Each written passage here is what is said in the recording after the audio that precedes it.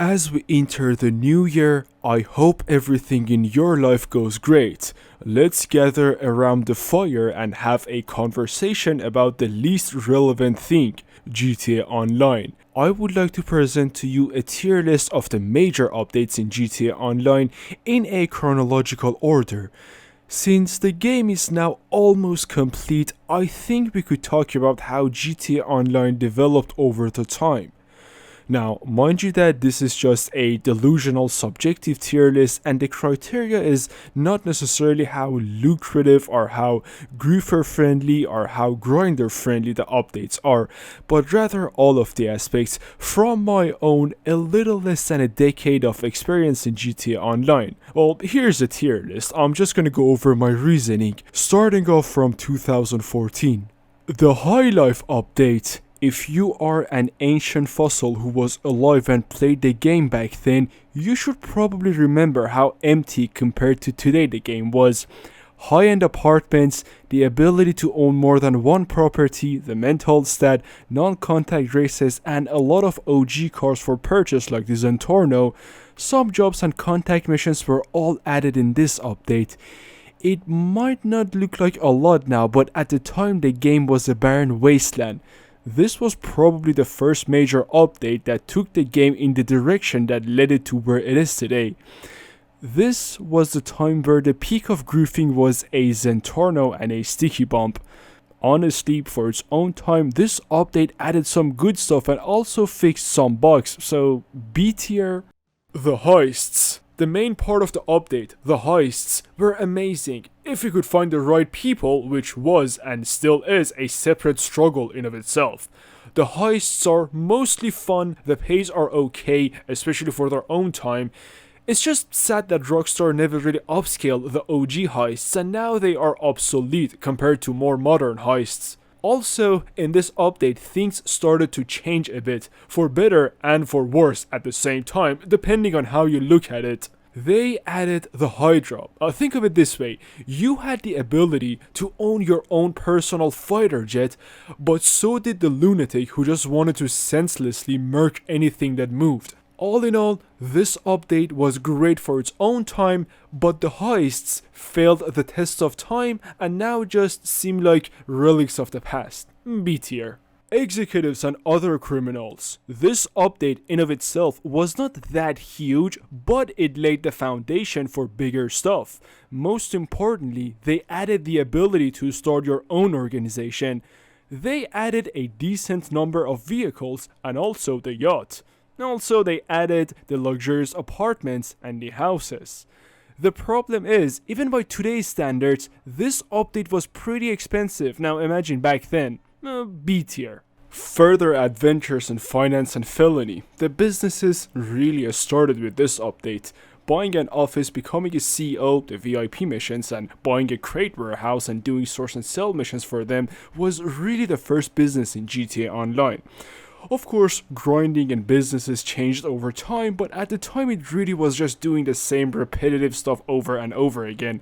The crate warehouses are fine but pretty boring, especially if you want to do them by yourself. Also, a lot of vehicles like many supercars and some aircrafts were added in this update. This update was foundational and it did not really become obsolete after a long time. All in all, A tier. Bikers. This update did good, but it had its own flaws. The businesses they added were fine, and even over the time they made adjustments, but initially MC businesses had some major flaws. Some sale missions were really hard to do as a solo player. Public lobbies were the norm back then, so imagine having to fly 3 separate dodos or driving 3 post OP vans while there's a griefer and a Hydra on the map. But the thing is, this update is not obsolete. Now, regardless of the businesses, when you first come across the motorcycle club itself, it feels like Rockstar just assumed that you have an entire clan of people that you play with. The entire update could have been way more solo friendly. Considering that, the rest of the stuff and the general atmosphere of the update, I would give it a B. Import and export. Another update that wasn't huge on its own, but the one thing they added became very crucial to the money making aspect of the game, and honestly, it's a business that is actually fun to do. We got a lot of cars and vehicles, and the 60 cars garage was added to the office. And later on, they added the high demand bonus, meaning you would get extra money for delivering a car in a public lobby. Now, we also got the special vehicles, and those are a prime example of wasted potential in GTA Online. And if we're talking about wasted potential in this game, I could present a 3 hours lecture. A great and fun business, a number of cool and some obsolete vehicles, A tier. Gunrunning. Some argue that this is the update from which GTA Online became more militarized. Well, that is true, but I personally don't think militarization was entirely a bad thing for the game. I talked in details about this in another video. Most things about this update were great: the bunker, which is a great business, the MOC, the Mark II weapons, and some special vehicles like the original Oppressor. The biggest issue with this update was the research. You had to research a bunch of stuff, which was kind of a gamble. And to be honest, except for a few things like the explosive sniper rounds or the heavy barrel for some guns and maybe the Juggernaut armor, the rest of the research stuff weren't really that useful. They were a bunch of liveries and upgrades for some forgotten vehicles. Not that big of a deal in my opinion, especially now. So all in all, S tier. Smuggler's Run, the introduction of hangars and aviation. Sure, we got aircrafts before that, but this is where we could buy a hangar, enter Fort Zancudo like a normal human being, and customize our aircrafts. And we got plenty of them. As a business, it wasn't really good. The pay was just not worth the time. Yes, they made it better later on, but still, there are better and more interesting ways to make money. So, hangars, access to Fort Zancudo, many aircrafts, and some other unique vehicles like the Vigilante, and a business that is mid. It's also good that this update and its content did not become that obsolete, except for this guy, of course. B tier. Doomsday Heist. It was from this update where the meme about GTA having flying cars began. In my opinion, that alone is not really a problem. This update gave us a great heist. Also, we got the facilities and a bunch of other cool vehicles. The Avenger, Conjali, Stromberg, Jetpack, and more. The only terrible thing about this update was this horrid abomination. I think the idea of something similar to the orbital cannon could have actually been cool if it wasn't a weapon, but rather something like a satellite surveillance tool with which you could do different things like observe, mark, and track certain targets or objectives or something like that. Just anything other than Baby Death Star. It's a good thing that later on they nerfed it, but I don't really know any other way of using this thing other than killing another player or griefing or something like that. And only around 9% of players have done it. Yeah, it's kind of like a badge of shame. It was only once, okay? Except for that, which was one of the worst additions to the game, most of other things in this DLC were fine, so A tier. After Hours. Most of this update is overshadowed by another hard abomination, the Oppressor Mark II. I also believe that this thing does not belong in the game, but it is, and it came out of nowhere. Some argue that it is great for grinding. I myself used it a lot for grinding, but it's safe to say that in total, more harm than good came out of it. It became the catalyst for griefing. But hear me out. After Hours was actually a great update. In all other GTA games, nightclubs were these particular cool places we could go to, but here we could actually own them. Also, they are an amazing source of income. Other than that, there were some other cool vehicles like the Terabyte. And the one thing in this update that later got nerfed was the Oppressor Mark II. The nightclub and Terabyte actually got buffed. Personally, S tier. Arena Wars. Remember earlier where I said I could give a 3 hours lecture on wasted potential in GTA Online? 2 hours of that would be about Arena Wars. This update is one of the biggest wasted potentials, not only in GTA Online but perhaps in the whole gaming, alongside things like Cyberpunk 2077 side characters or Mafia 3. I think it had the ability to become huge. There's something though. Many people only look at this update from the standpoint of how lucrative it is, and yes, the value it gives is practically nothing for the cost it takes. It's just one huge chaotic playground. Well, that kind of misses the point on the other aspects of the update: the unique vehicles, a unique vehicle storage and workshop, RC Bandito, the repo missions, and some cool cars. Had the payouts been higher, we're talking something like 100 to 200k for the first place, it probably would have become much more popular. And also another problem that persists not only in Arena Wars but also all over GTA Online, it's full of hackers and cheaters. Play a few Arena Wars matches if you can find any, and you will run into one eventually. Also, this update could have really used a single player model, kind of like those arena matches in GTA Vice City or San Andreas. Wasted potential, very expensive, could have been Los Santos' pastime, but meh. Personally, I would give it a C tier. Diamond Casino. The hype for this update from the teaser and the trailer was huge, but the update itself was okay.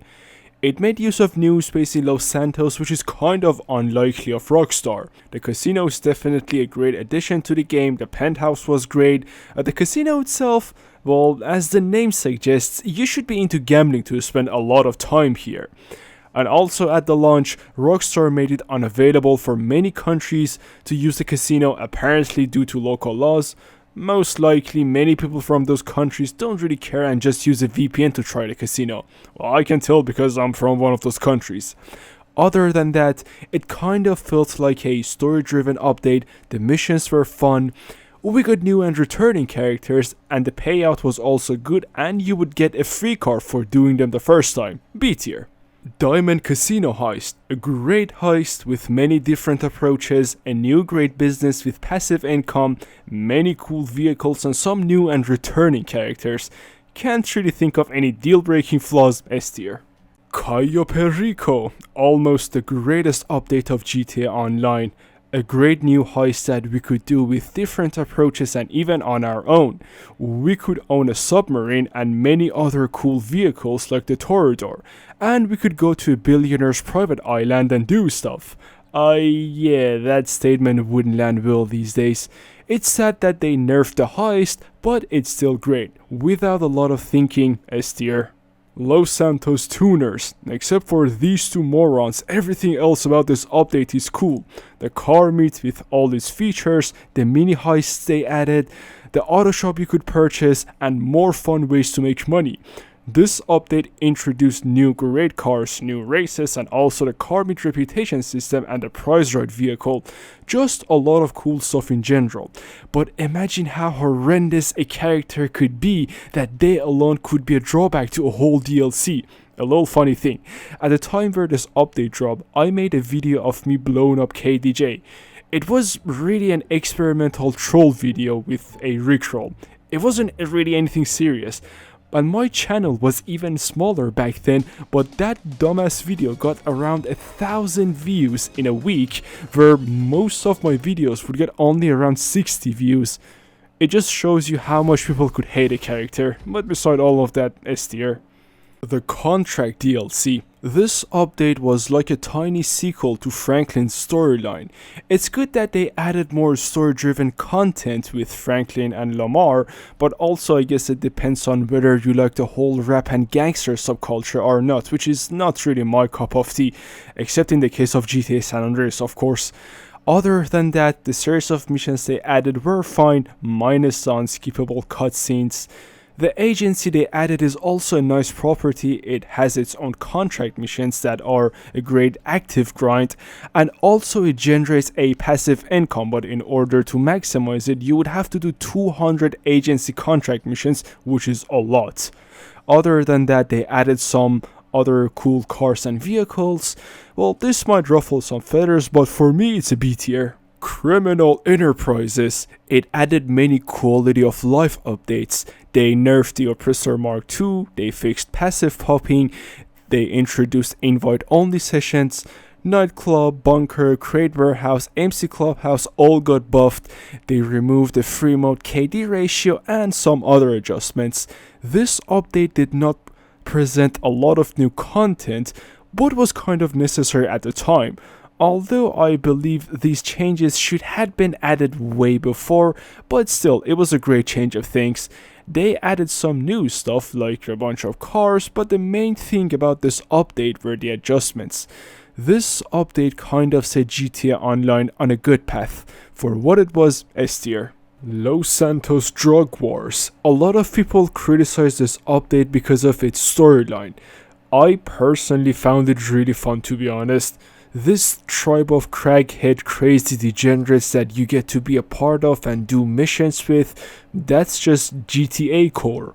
I don't know, maybe my brain is cooked and finds stupid things funny, but I like the missions, especially the ones with hallucinations. Yeah, it's kind of a disappointment that Dr. Friedland escapes at the end, but he wasn't really the goal. The new characters, crazy, goofy, a bit cringe at times, but I like them. For the time we spent on the missions, and also we got a free car at the end. Other than that, the Acid Lab as a business is great, it generates passive income, it's pretty simple and it doesn't cost that much. Also the free mod content which would make you money and some cars. For me this update is an S tier. Los Santos Mercenaries L update. It was at this update where they removed around 200 vehicles and put some of them behind the GTA Plus paywall. And many of those were beginner-friendly vehicles. The update gave the Avengers some modifications and some missions, and I don't really know if anyone even remembers them at this point. Just all around a bad update with not a lot of significant stuff. Perhaps the only good thing about this update was the Raiju, which was possibly the best fighter jet in the game. And that alone is the reason I'm not throwing it in the basement. D tier. Chop Shop. Yusuf Amir comes back and stays for just a couple of cutscenes. The salvage yard added heists that you could do and they were fun, not a boring way to make money, but you could only do 3 of them per week. But the tow truck, oh my goodness, arduous in any sense of the word, and that really is what salvage yard for. Moreover, the Clock and Bell heist is fun and many people use it as a source of active grinding, and you don't really need anything to start it. Personally, it's good, but it's fun when you do it for once or twice, then it's just the same thing. All in all, B tier.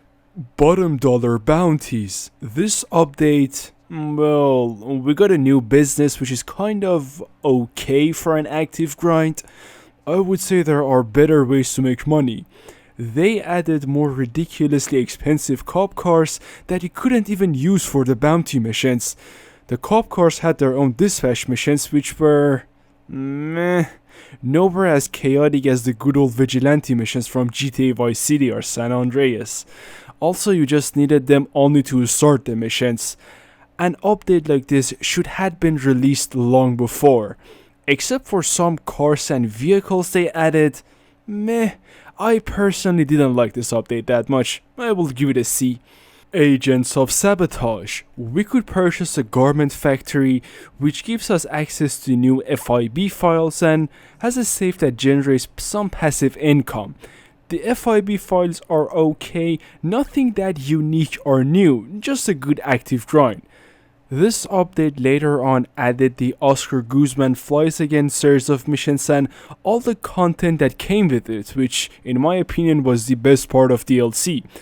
It was a heist-like series of missions and we also got the Weaponized Titan. The vehicles in this update were just great, maybe except for the overpriced cop vehicles.